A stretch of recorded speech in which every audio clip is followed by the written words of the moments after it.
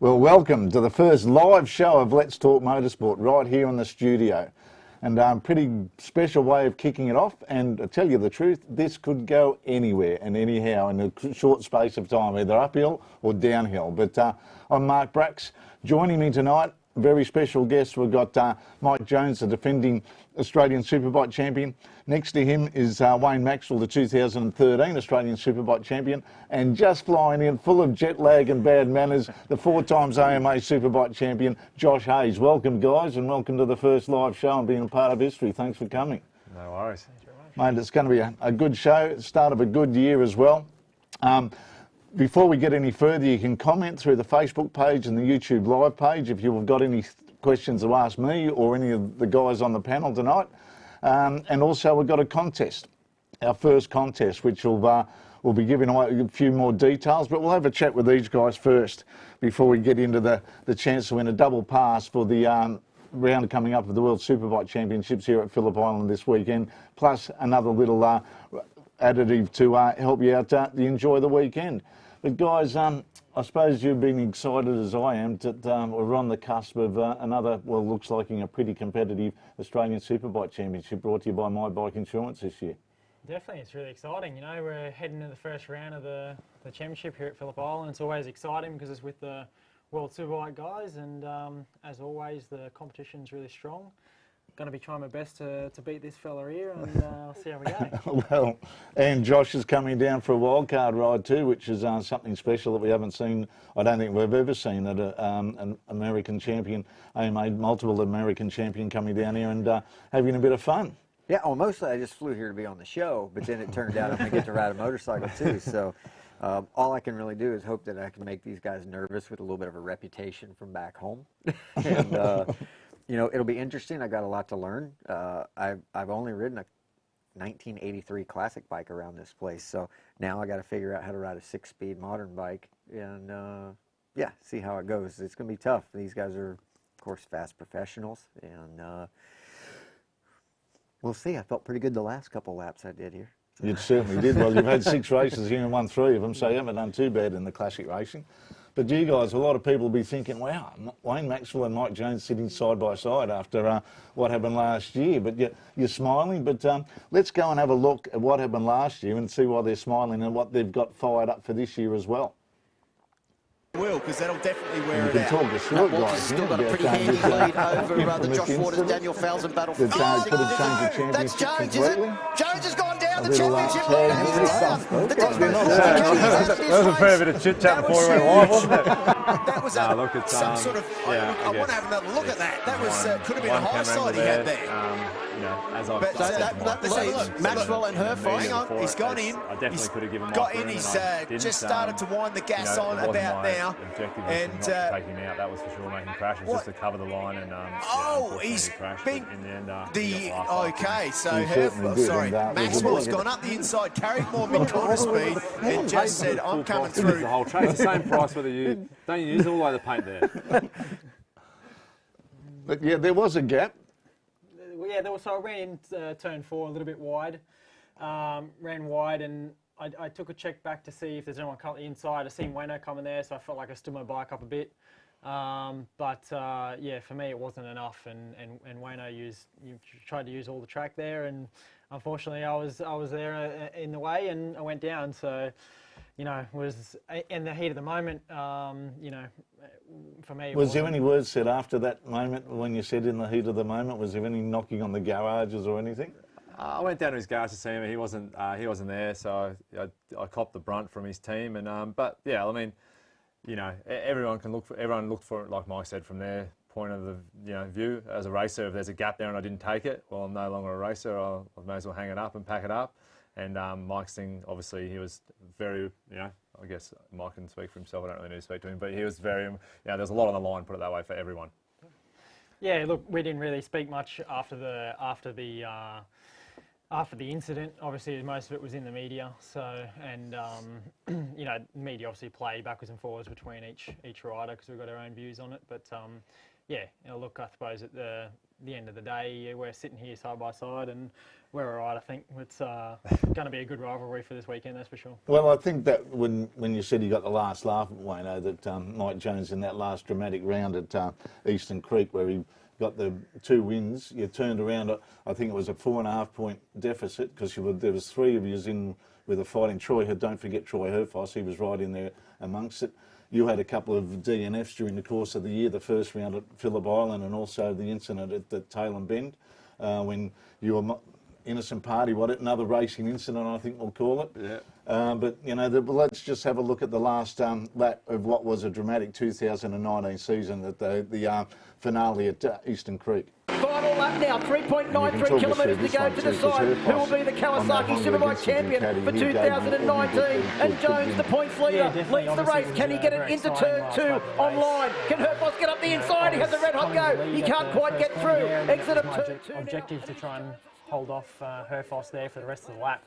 And, you know, this first, third of the lap, I was doing a pretty good job there, but Troy knew that he had a good speed through turn 5, this corner here, and he was able to make a block pass heading in. So he blocked the line and stood me up a bit, but he made just a small little error here heading in, and he really tried to block the line, but that allowed me to get some momentum through the middle of the corner and drive up the inside of him, heading to the next turn, and get back ahead of him, which meant that I was in command, and I was able to run the bike all the way out towards the outside part of the track and put him in a bit of a spot, and he managed to overshoot his brake mark and run wide, and that was pretty much it, But in saying that, I still wasn't certain of the win at that point. I was in the lead there, but I didn't know if he was going to be able to come back. I didn't know how far behind he was, so I was riding with my ears pinned back all the way to the finish line. And like you said, you can't leave anything out there, particularly when something's like that. And unfortunately for you, Wayno, you're a bit far off to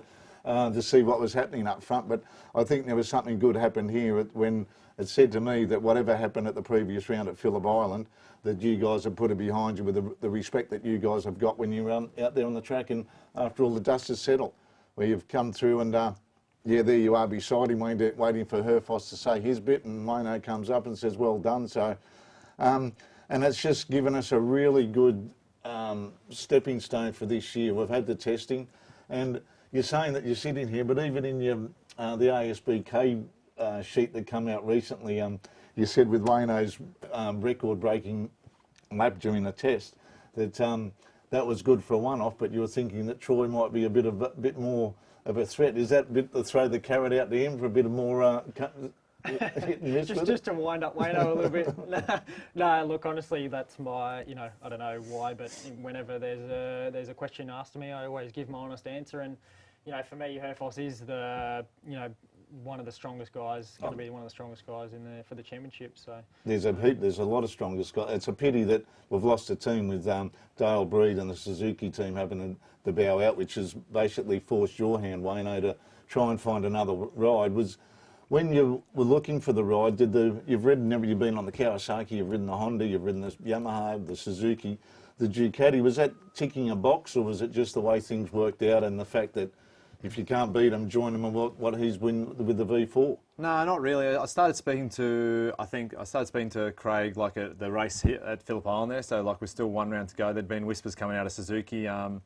They told me I was all right, that they were cutting back to one rider and I was going to be okay. And so I thought that, but I know what motorcycle manufacturers are like and bits and pieces, and I knew the potential of the Ducati. So I did that, and straight away when Suzuki rang me, I rang Craig, and then that's it. I went and rode the bike the week after, and then we came to Phillip Island, rode it, and luckily, I gelled with the bike really well.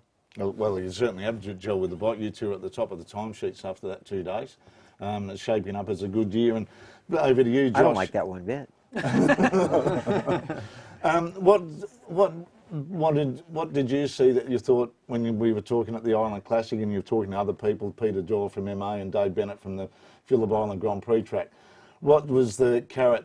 Have you been looking at the ASBK from afar? Well, last year, after being at the Classic race and it being so close to the World Superbike weekend, I actually did, now, after being here at the Classic, I befriended a lot of you guys and got to see, it got a little bit easier to see because there was a lot of Facebook footage of the Australian Superbike races. And so, you know, it's funny, I didn't get to see that incident between these two, but I did see the one with Aiden Wagner and you. How come I'm always the guy and everyone's trying to attack me, the old guys? And now that I'm looking at that, you know, I was like, when he asked me if I wanted to come race, I'm like, I don't know about that Australian lot, you know. but, you know, I really enjoyed the racetrack. I've enjoyed the people that I've been able to meet and be around in the racing community over here. I know a lot of the names, though I hadn't spent much time with you guys, you know, and we've had quite a few Aussies come over with success in America. So I had no question that the level is high. And fortunately, a lot of work on your part, you know, the opportunity has come to fruition, and I'm here, and I'm definitely looking forward to it. And it's hard to know where to set expectations, but, you know, I'll know a lot more after FP1 on Thursday and kind of see where we fit in and where we feel like we're at with the bike and where we can go with it, and get out there and do the best I can, and hopefully mix it up with you guys at least for a few laps. Before we get further into that, let's have a look at what probably convinced Josh to come back here again. This is from his first visit here at the Island Classic back in 2018, and probably found out that the local lads, whatever sort of motorcycle they're on, they'll give it a hard dip. So have a look at this, a few highlights. There might be a few oohs and ahs about this one as well. And across the top of Lukey Heights, Pridmore, Hayes right in there, also Aaron Morris. Well, this is your first race here, wasn't it? Yeah, this was my first race and my first taste of classic racing here. You know, I had a few laps around the racetrack and found myself near the front. I could actually see what Jason was thinking. I knew what he wanted to do here, and then I hate to say I kind of saw it coming, but I did. I didn't see that part coming. And well, you nearly lost it trying to avoid it. You went to the stops in yeah, the slow-mo yeah, a little bit sideways. The rear brake's pretty strong on those little things, you know. So, but yeah, you know, it was just a matter of avoidance there, and I knew everybody was close. I could hear that Erwin Vincent right close back there. It could be 4 bikes back, and it sounds like it's right behind you. So, but you know, unfortunately, Jason got hurt, which was not a very good opener for me coming here. But that being said, you know, when you put the visor down and you put that behind you, and I got out there on the racetrack, I really enjoyed riding the motorcycle around this track. You know, the first laps were very distracting when you come out onto the front straightaway and come over the hill and you see all that ocean. You're like, oh, that looks really nice out there. And then turn 1 comes up pretty quickly. But yeah, it was funny because, you know, I got to see quite a few different things. I got to ride around with Jed Metcher and Alex Phillips, and I rode a lot with them this year in 2019, 3 weeks ago. Aaron Morris and Steve Martin on the Katanas. I was just like Dave O. Johnson. A few times I remember being behind him and seeing something on racetrack and just being like, man, on these old beasts, those boys definitely want it more than I do. You know? And but we managed. We have a good bike, and even if it's not the fastest bike on track, it actually works quite well and gave me quite a bit of confidence, and we were able to win quite a few of these races. So the good thing was the last race I actually did here, you know, on a 6-lap race, I was able to put together a solid race. 6 straight laps, you know, no lap timers or anything like that, just 6 good laps that made me feel like, okay, I still have a little bit of how to do this in there, you know, and I'm hoping that that really comes forth this weekend whenever I get out there on the track with these guys and can have a good solid week, and hopefully that'll lead me into the Daytona 200 next week or a couple weeks from now whenever I get home, so I can do a good job for Melissa. That's the thing I'm more afraid of than anything for my wife. We'll get back to that in a minute, but first make sure that if you've got any comments or questions, send them into Facebook and YouTube Live, and we'll get straight into the contest. We've got a double pass for the weekend at the World Superbikes at Phillip Island, plus a $100 meat tray from Herd of Cows Butchery and Cows, and some of the finest meat you'd ever eat. So SMS your full name to the number on the screen now, 0466 146 820. You'll have to be watching until the end of the show when we announce the winner, and you'll have to ring in to confirm that you are still watching it and that you're ready for the prize. So Remember, write down that number now. Start sending the SMSs in, as many entries as you want, because we're just going to do a random draw on it for a 2-3 day pass, which includes paddock access to the World Superbike event and the Australian Superbike Championship as well. 15 races over 3 days. It's going to be simply magnificent, and $100 worth of meat that you can have a barbecue later on. But let's go back while we're talking about the World Superbike event. Last week I had a very good privilege to have an exclusive interview with the 5 times Superbike World Champion Johnny Ray about his season last year and what he's expecting in 2020. So let's have a look at that. Johnny Ray, welcome to Let's Talk Motorsport, and congratulations on 5 in a row, your record setter. It's unbelievable. Did it take a while all this to sink in? Yeah, cheers, Bracks. Thanks for having me on. It's been a bit of a whirlwind, really. I think, especially how last season started and then how it ended was completely different. I think after 4 or 5 races, we never expected the outcome to win by more than 100 points. Well, I was going to say that. You know, you went in there. At one stage you were 61 points down. Yeah. Did you ever, the team, I know you're not a doubter, but you would have been thinking, what are we going to do to stop this bloke? Well, yeah, not that you doubt yourself, but there's obviously the reality sets in, like how can you beat him? Because he didn't really seem to have a chink in his armour until he started crashing, and then it was a case of he started throwing away some mistakes in the mid-season, and then the last part of the year was awesome because we dominated. You know, I felt really legit the strongest guy, and it's always nice when you can arrive to the end of the season and win the championship before the last round because it takes the pressure off. 2 rounds to spare. So yeah, we went to Argentina and Qatar and had a great time. So it's kind of, because we won a little bit early, we got celebrations out of the way. It was kind of bizarre celebration. You know, I won in France. My team, they left the next day, and I went to Ibiza for my brother's stag party.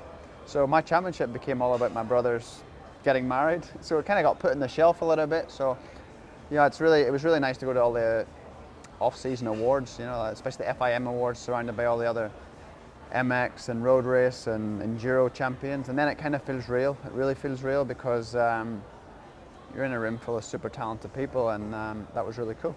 So when did you feel that you had it? Like the momentum, the pendulum was starting to swing your way after those 11 races when you... It's hard. I think, you know, after Laguna he crashed twice, and then he didn't ride the last race. And I think then I realised it could really be on. We can realistically think about it. I went to Portugal and I think I dropped 5 points on him. I actually came away with more points.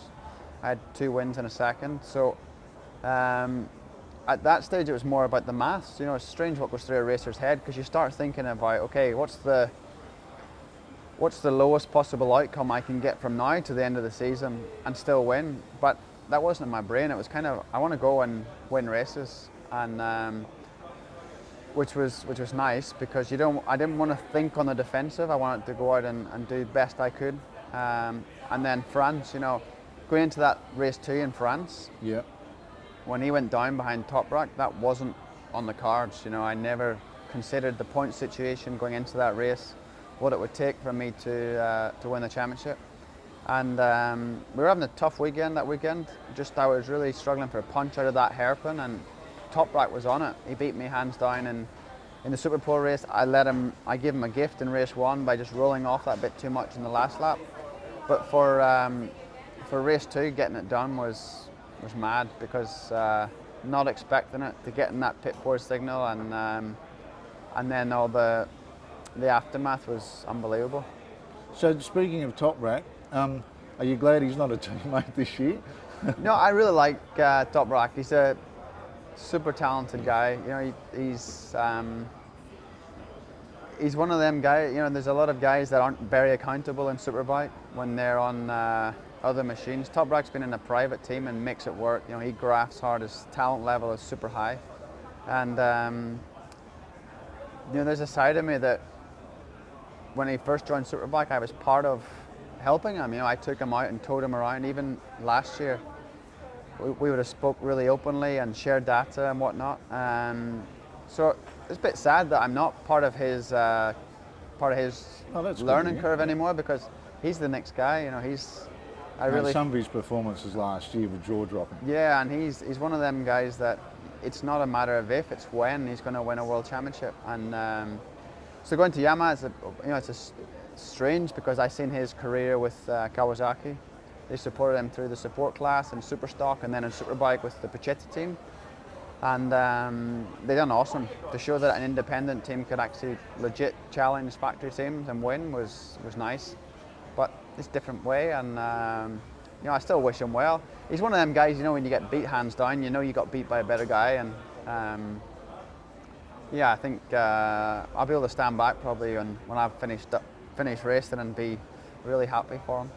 So, well, now that you've taken me on another link now with the Finnish racing, have you put a time frame on it, being 33 years old, or you still got that same hunger as you had all those years ago? Yeah, I started thinking about a time frame, years ago, and I thought now would be the time.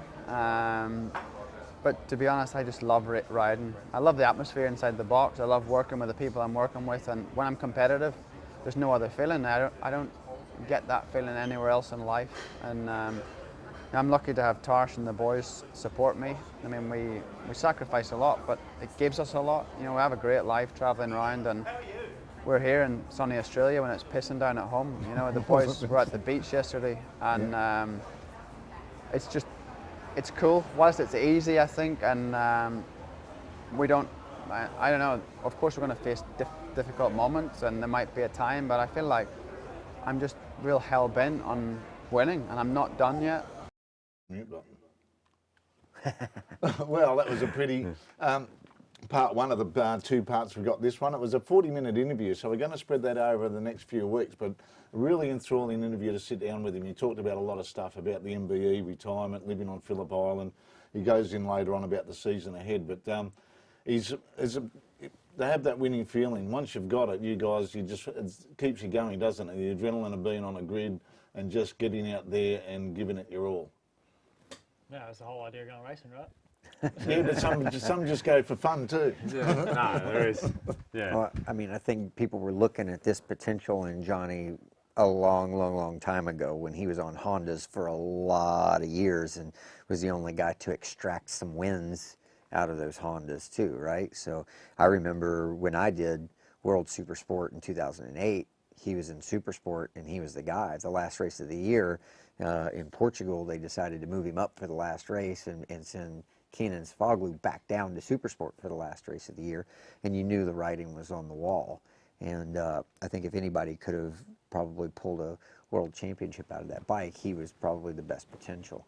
And then, the day he moved on to something else, it happened pretty quickly. And he's been on a roll ever since, but I think he's always had the confidence that he could do that. And once he actually once it was done and in the books and he got the first win or two in the books, it was like, stand back and watch out, here it comes. Well, do you see any chinks in his armour though? Because he's been pretty, for 5 years, he's going for 6 in a row. He's beaten every record he can, 68 wins, 168 podiums, countless fastest laps and everything, but he seems to me to be one of those guys that when the pressure's on, he just lifts it up a bit, particularly last year when he had that 61 points behind. The mindset that you've got to keep on going and get the team enthralled and enthusiastic. I would say with that amount of experience and domination, he's going to be his own worst enemy on this. The motivation to beat the same guys, again, year after year. Yeah. On the same bike. The same thing, yeah. I think that's a difficult motivation to have when you say, well, I've already done this. And you're looking, is there a bigger pond for me to go race in? And I don't know if that's out there for him or if he, content with, no, I'm good. I can stay here and stay motivated to beat those guys. I think that is a difficult thing to do when you get to the top level and you go, okay, well, there is no next step for me. I've done this.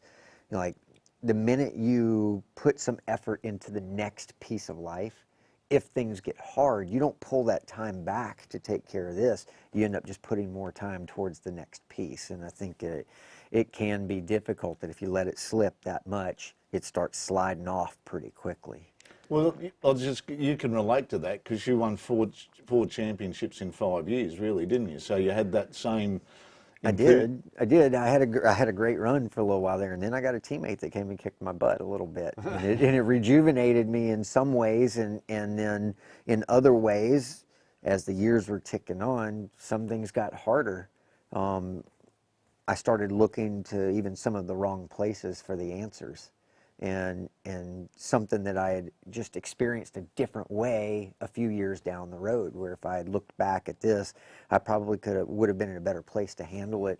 It's funny, the brain and being a racer over all these years, bouncing your head off the ground a lot of times will play different ways, you know. And Johnny's staying off the ground pretty good, so he might not have some of the same ways of losing motivation that some people do. We're all pretty unique in that respect, I think.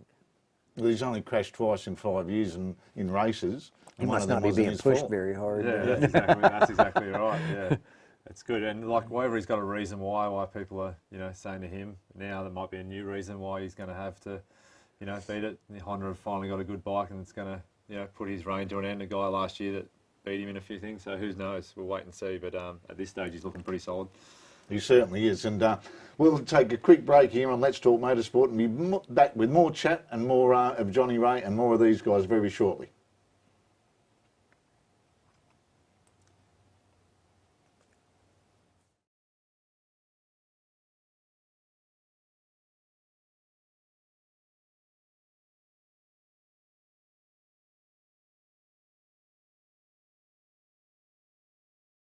Take a wild ride trackside. World Superbikes 2020, February, Phillip Island. 2-wheeled supers riding wild at 300 k's per hour.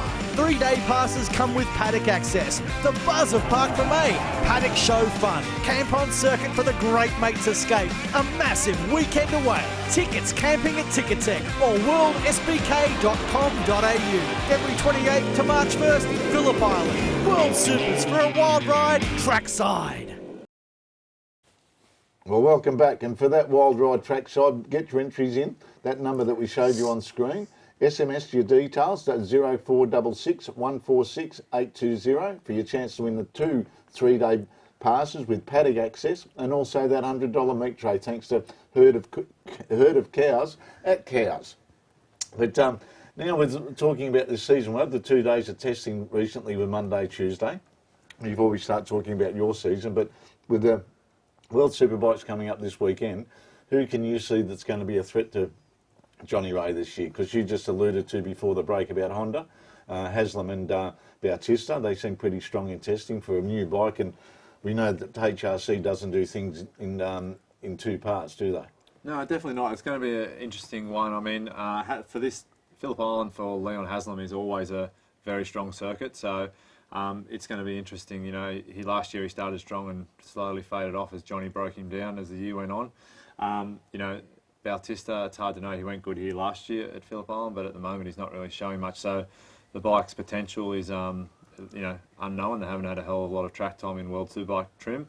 But like, yeah, Toprak, it seems like the guy who's going to be consistent. He did a lot of laps over the days. He's still learning the bike, and to be as competitive as he is, I think it's going to be, yeah, he could cause Johnny some grief throughout the races. But as for a championship, I really can't see anyone yet. I think Johnny's still your man.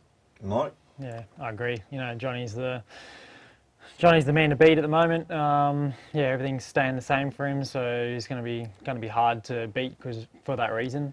But I guess in saying that, you know, like Wayne mentioned, Toprak's coming through. Myself personally haven't raced against Toprak in the past. Well, tell us about that, because let people know what you did when you were back overseas those few years ago. Yeah, so 2017 I raced for the Aruba Racing Ducati team in the European Superstock 1000 Championship that runs alongside the World Superbikes.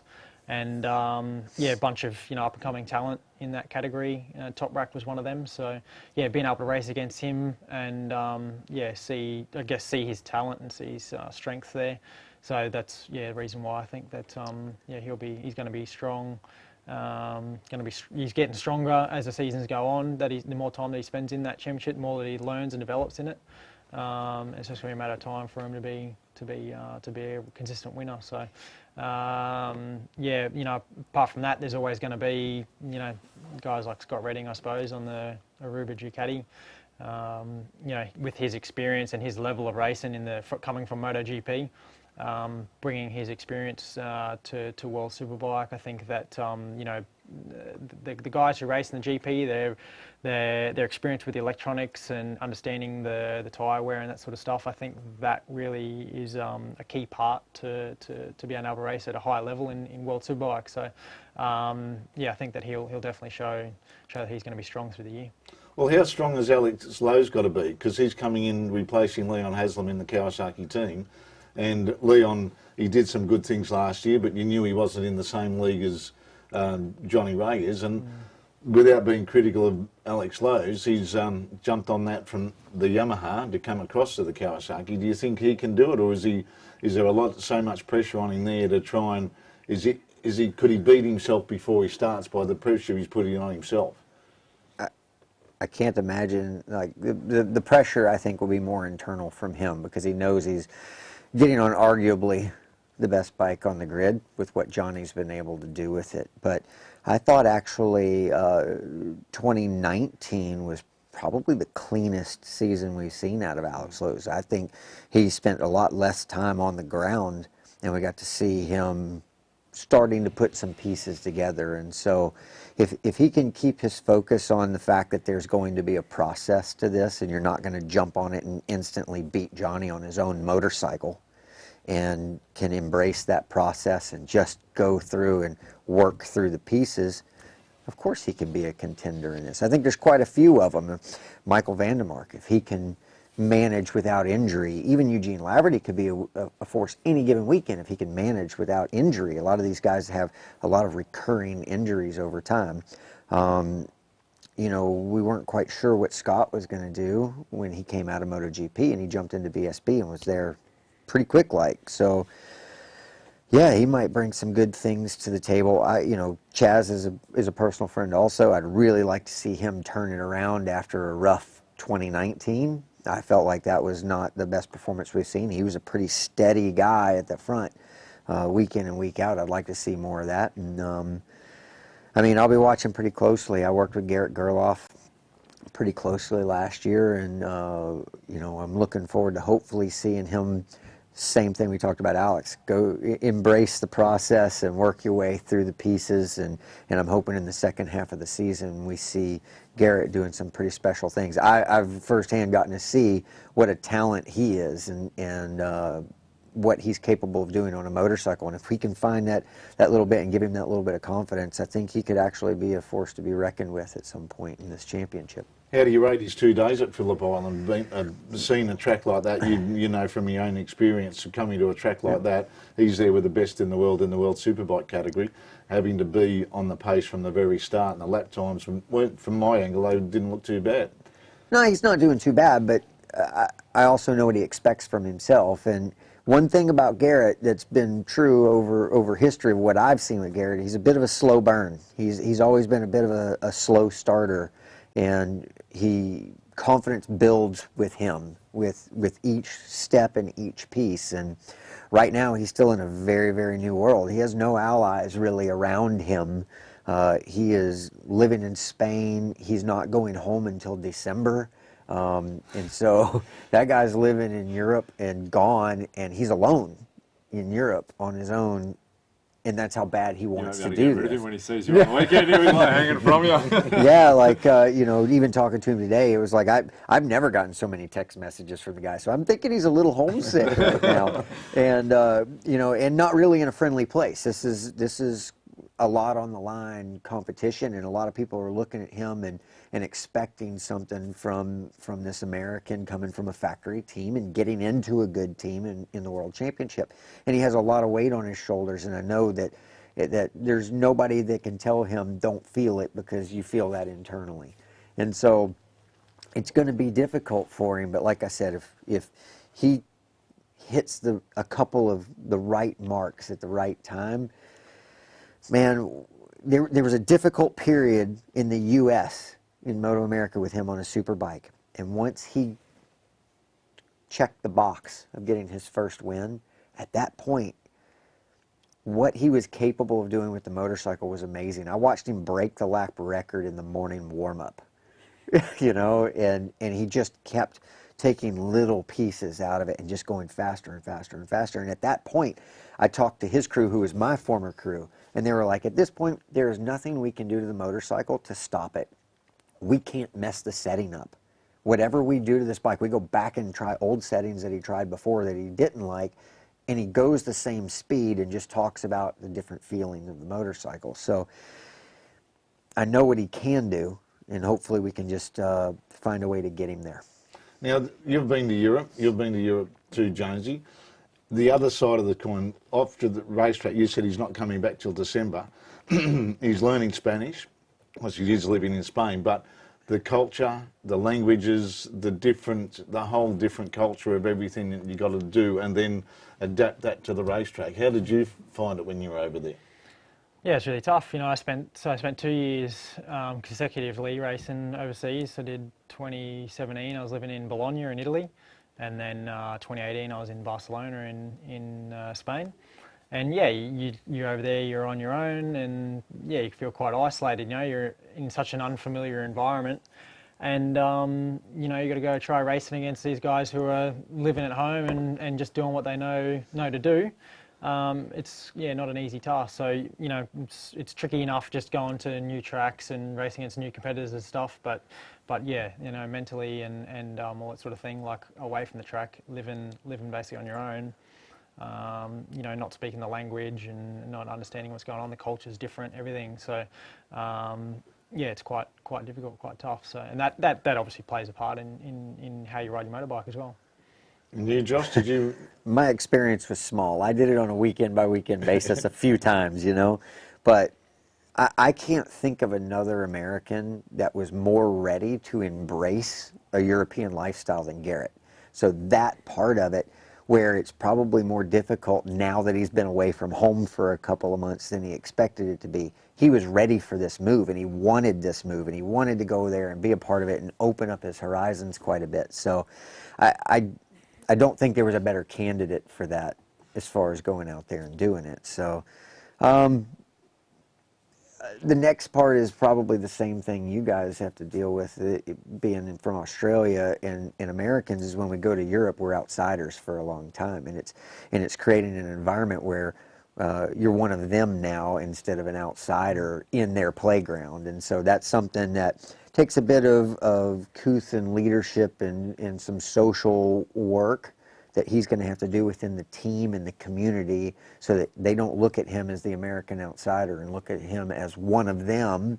Like you know, Colin Edwards was one of them because he was there for a decade, right? And he was able to build that community around him. And so it's going to take a little work on Garrett's part to be able to make that happen.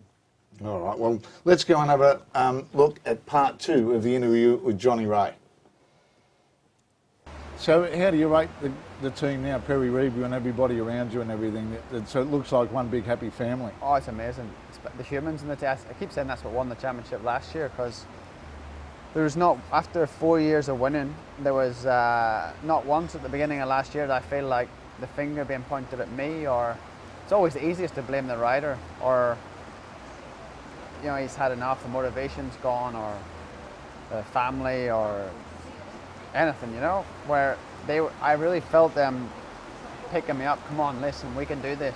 You know, keep working, and next week's going to be fine, blah, blah, blah. And Perry just understands it. He gets me as a person. Don't get me wrong, I mean, we butt heads now and again. Oh, well, that's about, natural, yeah. Sometimes, you know, he's very, he knows how the bike should be. He knows how I ride, and sometimes, you know, if I'm not giving him the information he needs to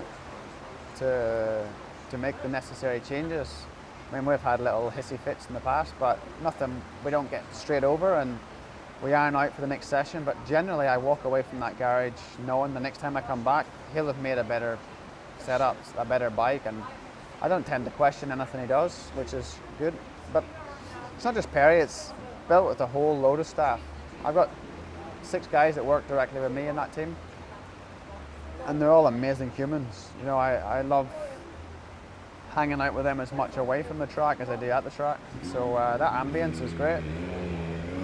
I think the biggest thing going forward into this year, just keeping that continuity of there's no new staff. We know each other. We know what to do in tough moments. We certainly know how to celebrate in good moments. So yeah, just keeping that little band together is awesome. Yeah. Do you still get as much buzz on the start of a race at the grid than? Honestly, I get nervous at the start of races, and I like being in my own little bubble. I don't like talking on the grid. My mechanics never talk to me. Perry never talks to me. Oh, if there's an issue, for example, sometimes it's a mental thing on my outlap. I might feel the brakes binding a bit, or some phantom feeling, if you like, and I'll report that as soon as I get back. But after that, pretty much everybody knows my timings. You know, when Kev's always there with my drink spot, and we have like a routine and we go through, if you like. But there's never words spoke. We never really speak words, and Yuri, my chief mechanic, before he leaves the grid, he always gives me some words, something. I don't reply because my helmet's on, the engine started, but normally it's a motivational sentence or whatever, and he always manages to say the right thing, because it's so easy in that position to say the wrong thing, or be asked the wrong question, or have the wrong guest come up to you and say something stupid. Because nowadays the grid is a big part of marketing. You know, there's a lot of sponsors on there. Yeah. There's VIPs walking around yourself, and it's always easy to get a negative input in the grid, whether it be or an input, you know, not directed to be negative, but in your head. So I just tend to like to be in my own little bubble, and so as it looks like I'm super serious and I'm staring into what looks like nothing, I'm just in my own little world, and generally not thinking anything. Sometimes I've been numb sometimes in the grid, thinking, what am I thinking about? And I'm not thinking about nothing. And then generally the last sort of 30 seconds, I'll visualize the perfect start, close my eyes and just visualize getting to turn one with a hole shot, and go over that routine in my head a bit. And then it's warm-up time. But you don't have the music on, you just... No, I think music sometimes, because music's quite, for me, it's quite, feels quite connected to music. And sometimes, depending on the song, you can have a go-to song that works for you, but depending on the song you get, influence your mood, if you like. Yeah. And I don't want to be influenced. Sometimes I listen to such odd music as well. I just like being quiet in my own little world, and then it's time to go. So not one of these that needs to warm up and get hyped up or listen to music to get in the zone. Just nice and quiet does the trick. Well, it's only a couple of days before 2020 kicks off. You said you're nervous. Do you get more nervous after the long break? It's more excited nervousness for the first round, because you get so excited. But I get the same nerves every race weekend, whether it's the first round or the last. Just this one's special because it starts the year, so there's a lot of question marks, there's a lot of hype, there's a lot of expectation, and just try and channel all that and make it positive and see what you can do. But yeah, it's a good one, especially being at Phillip Island, because generally this time of year in Europe, weather's terrible, so they come here and we have, generally it's the middle of summer, we have good weather, loads of fans out there, and there's not much better place to be staring down the barrel of T1, you know, in February, late February, and starting the World Superbike season. So can't wait to start. Scotty Redding coming in this year. I mean, he's got great CV. Genuinely, he was one of Marquez's biggest rivals in Moto2. I know Scott. He seems like a really good lad. I follow him on social media. He seems like super cool. Yeah, he's a good bloke. He seems young, you know, and I think he's exactly what Superbike needs. But big boots to fill, you know. He's jumping onto a seat that's proven race winner. And what Alvaro did last year sort of set the benchmark for that. So I fully expect Scott to do the same. He's super talented. He's been in BSB for a year learning the tyres we run, learning the V4 Ducati. Yeah. So he's not coming here to piss around. He's coming to do a good job. I respect them all. Because they're all there because they're good, you know. It's a world championship. Yeah. But yeah, generally the general classification at the end of the season is enough to know who's who. But in saying that, I know I really rate a lot of riders that aren't on competitive machinery. You know, a guy that's probably not fulfilled his whole potential because he's hasn't had the best opportunities. Leon Camier, super talented guy. There's loads of guys sat on super competitive bikes that haven't done much with them, but that's the same in any motorcycle or auto sport championship there is. But I'm clever enough to understand the super talented ones and respect them as well.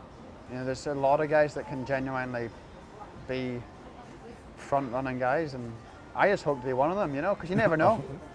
That's the thing about life. Be, you know, that's why I've tried to enjoy every championship I've had and every race win, because it might be your last. Yeah. And so yeah, let's see. Let's hope I can stack up.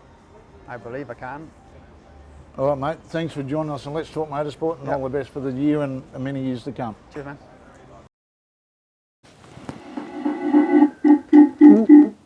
Well, Johnny Ray, we'll do a couple more bits of him over the next couple of weeks. But he was talking about on the grid. Have you guys got any earplugs in, music playing? Is it a dummy earplug, or what did you do, Josh? Anything? I'm laughing because I was having this conversation today on the drive in with John Cornwell in the car, and like everybody's got their thing. And for me, actually, I was a little more lighthearted. I liked chatting with the guys and checking out the Umbrella Girls and talking about things. I usually have a little bit of a nervous tinkle where I have to run off to the bathroom. Yeah, in Moto America we have quite a few, yeah. Handy, yeah. Yeah. Or the other riders' girlfriends sometimes. Teammates, the wife and I will be having a chat about something like that and keep it pretty lighthearted, because, you know, I wasn't one who could be like, I got to get all serious and focused before the race, because it felt like I was trying to force it. So if I was relaxed and carefree and just kind of like having a good time, it's funny because the time waiting for that 1 minute board to get there is torturous to me. If I think I can do good, I'm extremely nervous. If I don't have much expectation, then I don't really care too much. But if I think, man, I have a chance at winning this thing, I'm going to be nervous. So I want that time to go by as quickly and easily as possible. But it's amazing what happens when the shield goes down. Everything just kind of comes into focus like it's supposed to for me. So, why not? Yeah, no, I'm very similar to Josh. I just mucking around on the grid. I don't get too serious until, as soon as when the helmet goes on, that's like when it all changes. You get that, like, you know, a few little words of wisdom. So it's hard, new crew, so I'm not sure what words of wisdom I'm going to get. Might give me nothing. Might just be like, there's this bike, mate. See you later. I'll come give you a chat. Yeah, you'll be on the chat. Yeah. Hopefully you're only just not you're close enough. Hopefully I don't have to go too far back to see you there. But no, it's look, yeah, I like the grid. Going through the process, I still get a really good buzz out of it, and love it when I get through the first corner clean and not caught up in anything also. Jonesy? It's always good. Well, that is... happens to you a lot. Everyone runs into me. If it's not Jonesy, it's Wagner or Falzon or trifecta last year. I'll see you in a little while. It's just your perception, Wayno. You run in everybody else. Can't hear him. No, look, for me, it's a perfect opportunity to plug one of my sponsors, Earmold Australia. I wear earplugs, and they do custom molded earplugs. And for me, that's perfect. I like to get in the zone and get focused before the race starts. So it's not telling me to piss off. You don't want to talk to me. That's it. No, just maybe I'll give you a visit before the race. Really. I'll have everybody around at the start of the race. Talk, yeah, of course. So obviously, it's a serious thing going into the race, and there's a lot on the line. So for me, I like to get focused in the zone and just relax and get my mind on the job. Now this weekend, before we go any further, at the end of this weekend, there's a bushfire appeal for the Superbikes. A lot of riders are putting in helmets, boots, gloves, leathers. Johnny Ray's doing a special one-off Saturday helmet that he'll be auctioning off. So if you're down at the 3 days for the Yamaha round of the World Superbike Championship, make sure you find the stall have a look at the auction, and make sure that you can give some stuff for what has been a pretty devastating summer from last year and this year around many parts of Australia. And it's great to see the Superbike boys and also the Superbike World champions, Dorna in the championship, going into bat and trying to raise some money for a lot of people that have done a lot of things. And maybe you guys might even they might even come and ask you guys to throw a bit in as well and put up for auction, because I'm sure there'll be some people out there that want some gear from some of the best Aussie guys. Yeah, So, absolutely. Yeah, look, yeah, hopefully we get the opportunity to go over there and see the fans and contribute something, because that'll be it'd be good to give back. Now we've got a winner in our giveaway for 2 tickets for a 3-day pass for the Yamaha round of the World Superbike Championship. So the winner is Elisa Berger, her postcode 3793. So please, before the end of this show, send in an SMS so we can ring you and give you tickets and details of how to pick it all up, and have a great weekend, and also the $100 worth of meat from Herd of Cows Butchery in Cows. So congratulations, Lisa, and look forward to seeing you down there, and have a great weekend. And we might have one short break, come back, wrap it all up here on Let's Talk Motorsport.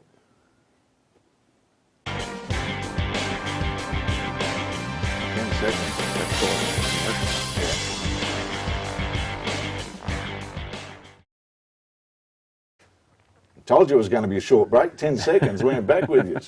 So just before we go, we'll concentrate on the Aussie Superbikes for the weekend. We'll give the boys, we know the World Superbikes are out there on the weekend as well, but 3 races over the course of the weekend. It's going to be a bit of everything there too, because you've got the 2 races on the Saturday and then one early on Sunday morning. So the weather conditions are going to play a part.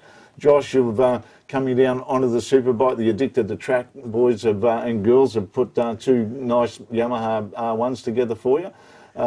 What's your expectations? I know you're down here to have a bit of fun, but bashing fairings with these guys, and as you said, once that visor goes down.